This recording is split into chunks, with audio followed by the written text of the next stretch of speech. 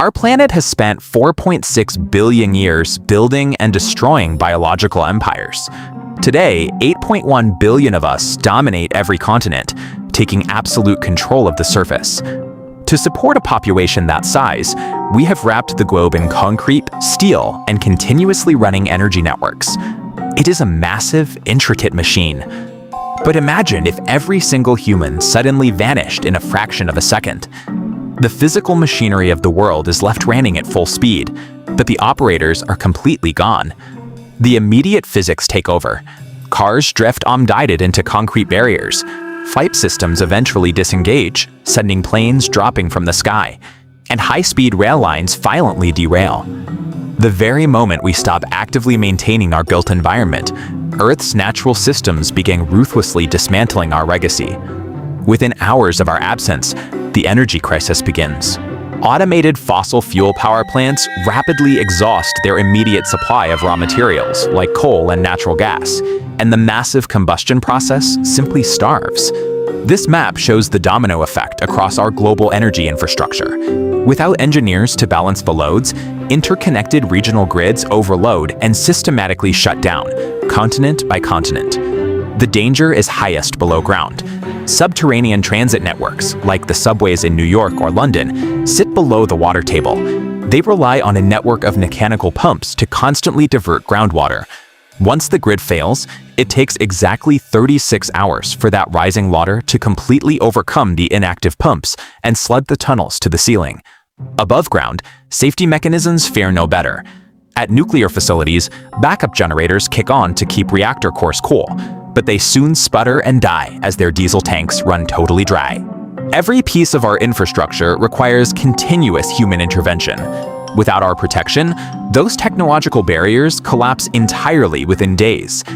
Fast forward 50 years, and the timeline shifts from mechanical failure to biological reclamation. Aggressive plant life begins moving deeply into our urban centers.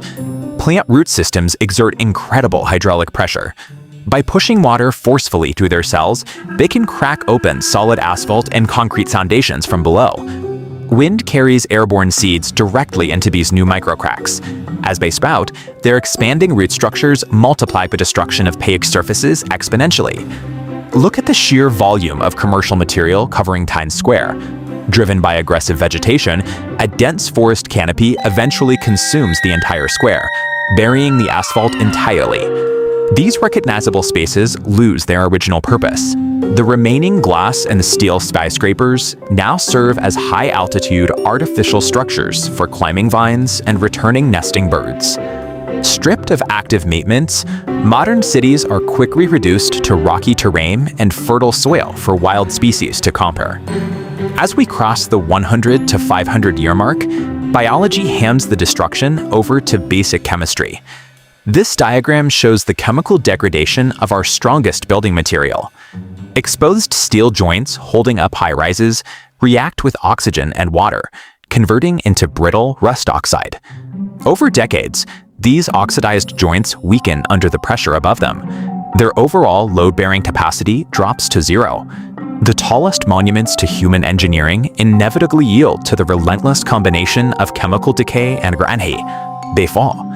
By year 1000, former metropolitan skylines have been completely leveled. The collapsed steel and concrete simply form the underlying skeleton for unidentifiable, rolling forested hills.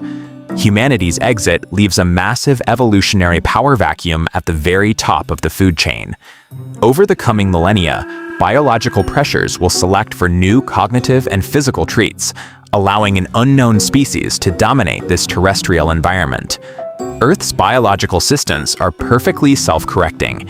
Humanity was a brief, loud chapter in a 4.6 billion-year-old planetary cycle, and the Earth will easily continue spinning without us.